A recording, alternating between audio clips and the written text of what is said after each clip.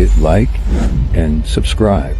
You're watching the Marc Lamont Hill official YouTube channel. Peace, family. This is your brother, Marc Lamont Hill. Welcome to Night School. Every night here on the Marc Lamont Hill official YouTube channel, we hold Night School, where we break down the most controversial subjects, the most engaged debates, the most interesting topics going on in the world today. And tonight is absolutely no different. We have, what is going on? I think I just hit a button. I must have hit a button. What did I? There we go. Sorry about that, y'all. I hit a button, heard Donald Trump's voice. I was like, that don't sound right. That's never a good sign in my house. A lot of interesting stuff happening in the world. Want to make sure we cover some of it. I also saw that this Piers Morgan clip is going around. I went toe-to-toe with Piers Morgan and Myron Gaines, or on Piers Morgan with Myron Gaines and some racist white woman whose name I don't even remember. But that clip will be up. We'll have it on our channel soon, and we'll have some reflections on it as well. But for now, I just want to say, whoo, it'd be combat duty out here doing these cable news shows, both in the UK and here. And no, I didn't know that I was going to be on with Myron Gaines. I didn't know I was going to be on with that racist white woman whose name I just don't remember. I'm not being smart. I just don't remember her name. I was very surprised to find that out. In fairness, they didn't sandbag me or lie to me or misrepresent anything. I just didn't ask who I was going to be on with. So maybe it's on me. Maybe I should have asked more questions, but I didn't assume that those would be the people I'd be on with. That just normally doesn't happen to me. Anyway, that's neither here nor there. Just happy to see y'all. It's been a long day recording Joe Budden's podcast today. We had a long day of taping. Great episode. You'll see it tomorrow. Make sure you check it out if you haven't ordered the Patreon. Sign up for Patreon for Joe Budden Podcast. It's worth it. I promise you. You don't just get the main pods. You also get 2 bonus pods, 4 episodes a week on top of all the behind the scenes footage, all this stuff. They didn't ask me to make a commercial for it, but it's dope. Also, make sure you sign up to be a paid member here. You know, I'd love if those of you watching would go sign up for a membership to the channel. A bronze membership is $3.99 all the way up to a diamond membership. I'd love it. A few more people got diamond memberships. It would really help us build this project that we're doing here called Night School.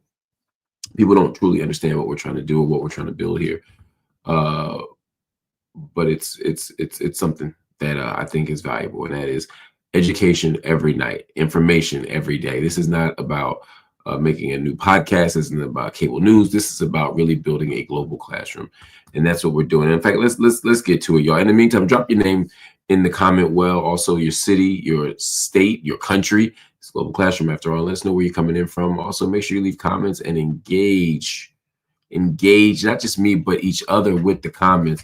We got a lot to cover tonight, and I want to start with y'all's president, Donald J. Trump.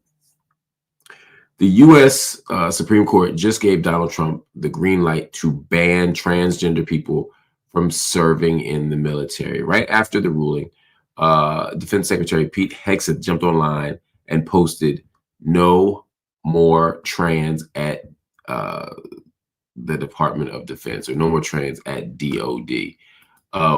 And then after doing that and posting that, he put a video up that I think you all should see. And I'm going to let me bring up the video right now, because sometimes I feel like, I do a pretty good impersonation and I do a pretty good recap, but there's a way that you have to actually see these voices and hear these things being uttered by the people to have full context for it. So here you go.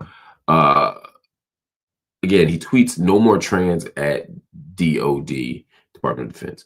And then take a listen to what he actually says in this video, which again, I find, just check it out. And weakness. We are leaving wokeness and weakness behind. No more pronouns, no more climate change obsession, no more emergency vaccine mandates, no more dudes in dresses. We're done with that shit.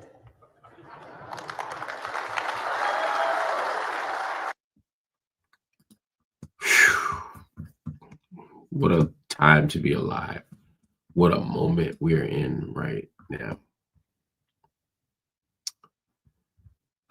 I don't know where to start. I mean, obviously, you know, he's uttering the anyway.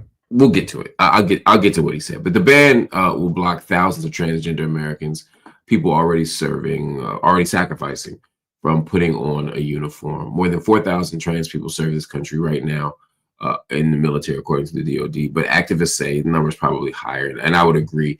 Having interviewed many trans people back in the day at HuffPost who were in the military after they got out, we know that many people are trans and military and simply don't identify as such. Anyway, the Supreme Court affirms this, and they split right along political lines, just what you would expect, with all three liberals dissenting. But the ruling still stands. The ban is back, and it is deeper than before. This isn't just a military decision. It's a culture war. It's prejudice dressed up in a uniform, and it opens the door for more bans, more erasure, more legalized hate. Commander Emily Schilling, a trans Navy officer and lead plaintiff, clapped back real hard. We are not a theory. We're not a policy debate. We are real people doing real jobs in defense of a nation we still believe in, even when it struggles to believe in us. The High Court just said only, quote, some folks are allowed to fight. Some folk are allowed to serve. Some folk are allowed to belong. They didn't literally say that, but I shouldn't say quote, but they damn sure suggested it. All right. So some thoughts on it. First, there is something odd about hearing Secretary of Defense Peter Hegseth speak the way he did. I mean, obviously he's unencumbered by political correctness and all that other stuff, but no dudes dressed up, no dudes in dresses is a lot. No pronouns. All the no's he said is basically, just stomping out the liberal agenda. He said, we're done with that shit. To an adoring crowd. It's frustrating. It's disgusting. It's disturbing. But it lets you know there's no pressure. No pressure is going to be let up here. They're going to continue to move in the way that they do, the right, and particularly the Trump right. And the Supreme Court has given them all the confidence in the world that everything that they want in their agenda, it will be affirmed by the highest court of the land. It's hard for me. I don't want to see trans people discriminated against. I also don't want trans people dying in the military. I don't want anybody. We live in an empire, and when an imperial nation goes to war, they go to war to spread empire. So, I don't want none of my people joining the military. Black, white, red, yellow. I don't want anybody who I care about to join the military. So finding out that trans people can't be in the military, it's fucked up, because I don't want them to be discriminated against, but I also don't want them in the military. And I hope with the political consciousness and the political education, they won't want to be there. But being trans doesn't make you politically progressive. It doesn't make you radical. It's a gender identity. I'm saying that because you got people like Caitlyn Jenner who will literally vote for the Republican Party constantly and vote for laws that actually undermine even her own safety and well-being. So I don't want to assume that because you're trans, you have good politics. But I hope that wanting to join the military doesn't become the ultimate goal. The same way that, like with gay marriage, or marriage equality, I want queer folk, I want gay folk, I want lesbians, etc., to have the same rights. But I also don't want them to be buying into the patriarchal construct of marriage to such an extent that we think that that's the sign of justice and liberation, because it's not. This is the messiness of it all. But at the end of the day, Donald Trump is banning trans troops. I want to know why. I want to understand why you think that banning trans troops makes sense. Why does it make military sense? Why does it make moral sense? Why does it make legal sense? These are the questions we have to ask. I need to understand.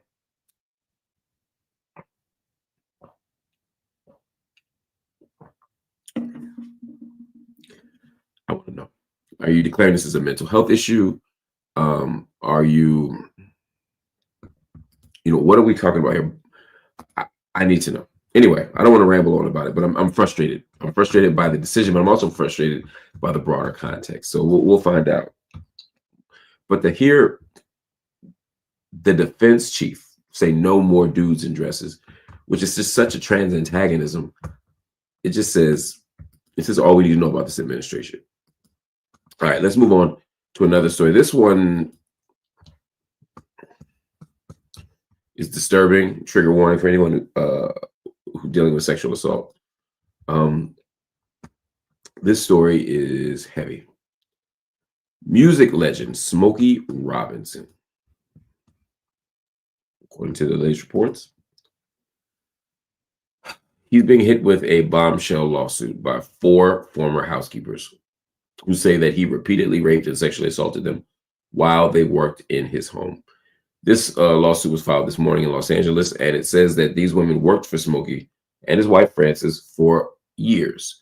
And all of them claimed that he called them into his bedroom when his wife was gone and then forced himself upon them.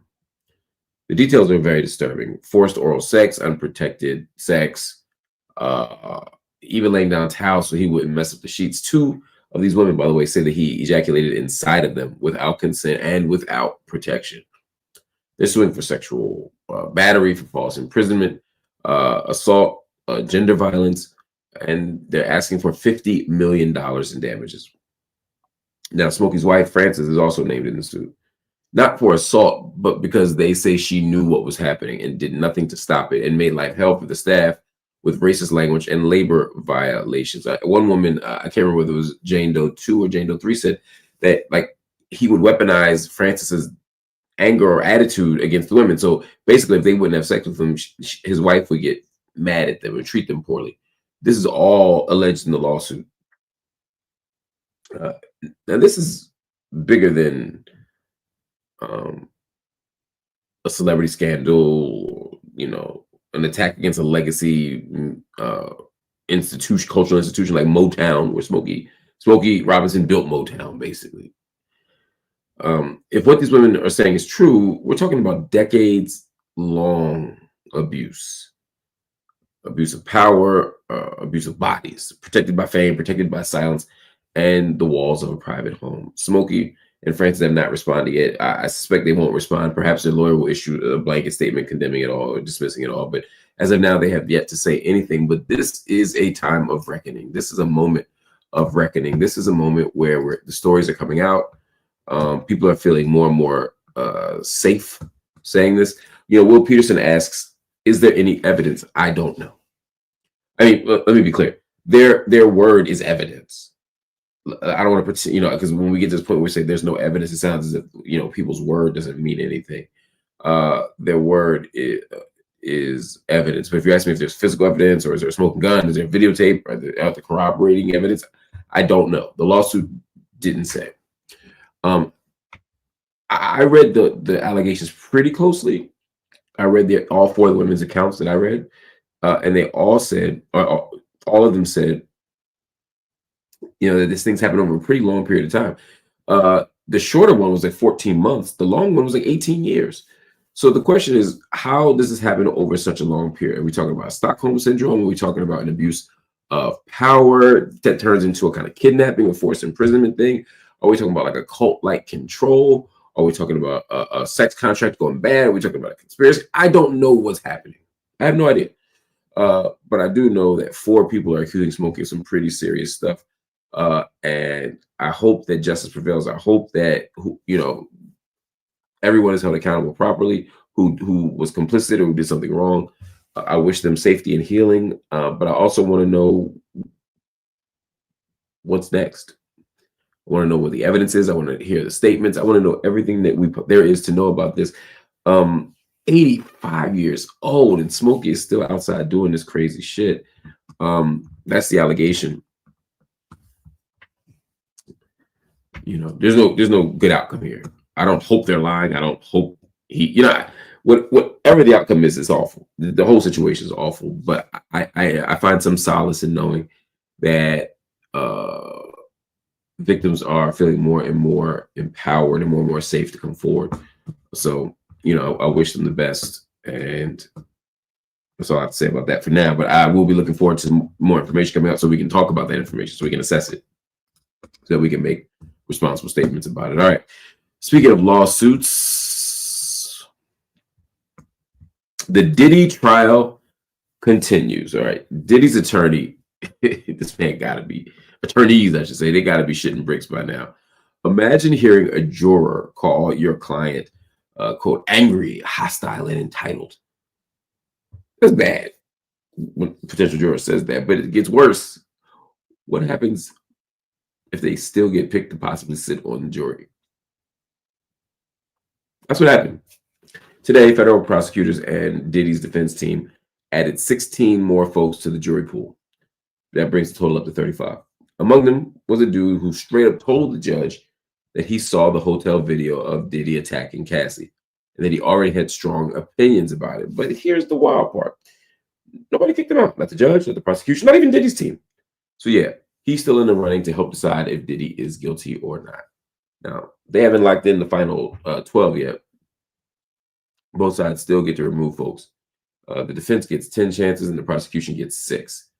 And also the jury won't be sequestered. They won't be sequestered. That's fascinating to me. They're not going to be up in some hotel. They're not going to be locked away. They're going to go home every day.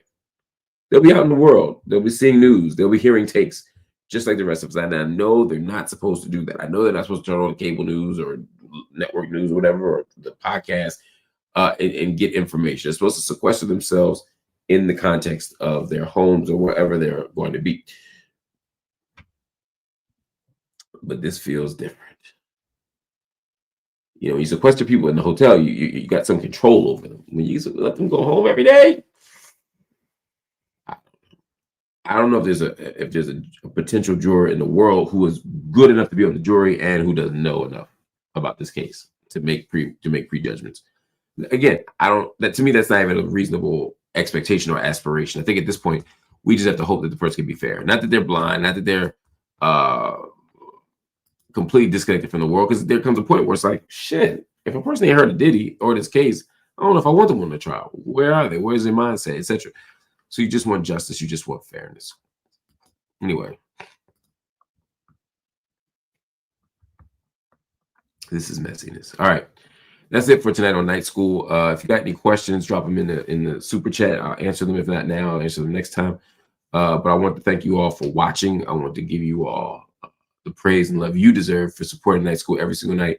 We're at the top of the month, so please, y'all, as we look toward moving forward as a channel and as a network, please make that move, not even donation, make that move to hit the like button, make that move to hit the subscribe button, and of course, if you're so inclined, hit the join button. If you hit the join button, you can become a paid monthly subscriber to the channel. Bullet the Bunny announced, she said, I got that big diamond worth the money. Love it here. Yo, we love you, Bullet. Of course, you know that already.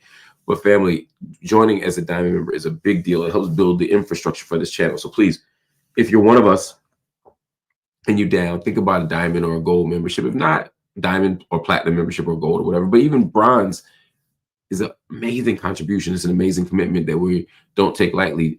DA, thank you for the super sticker. I appreciate your extraordinary generosity as well. Appreciate you. Family, hit the like button, hit the subscribe button. If you're so inclined, hit the join button. Also, if you can't make a permanent commitment, just try making a one-time commitment. Jump on tonight on the Cash App, the PayPal, the Venmo, or the Zelle and drop something in. Cash App, PayPal, Venmo, or Zelle and drop something in. I'm hoping that everybody watching tonight can drop something, even if it's just $1. $1 will go so far to help us build what we want. But if you can't do that, please consider just hitting like and subscribe. But if you are going to donate, $1 is not too little. $1 million is not too much. Anything in the middle, we are grateful for as well. So please drop something in. But the hope is that tonight, everybody watching will drop in at least $5. If everybody watching right now would you drop $5 in, even if you watch this later, the next day in the morning, if everybody watching this particular episode were to drop $5 in, we would be able to meet our financial goals for the month and build toward the future. So please consider dropping $5 in Cash App, PayPal, Venmo, or Zelle. I appreciate you. I love y'all, and I'll see you tomorrow. Peace.